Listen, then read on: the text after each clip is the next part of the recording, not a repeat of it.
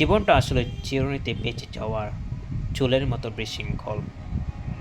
যতই আঁচড়াও, যতই গোছাতে চাও, কিছুতেই গোছানো যায় না। একটা জট ছাড়তে গেলে আরেকটা জট লেগে যায়।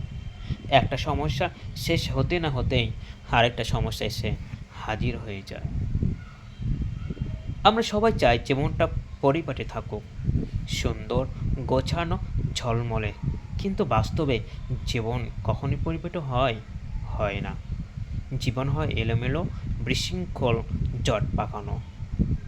আর মজার ব্যাপার হলো, এই জটগুলোকে জোর করে টানলে আরও বেশি পেঁচিয়ে যায়, আরও বেশি ছিঁড়ে যায়, আরও বেশি ক্ষতি হয়, ব্যথা লাগে।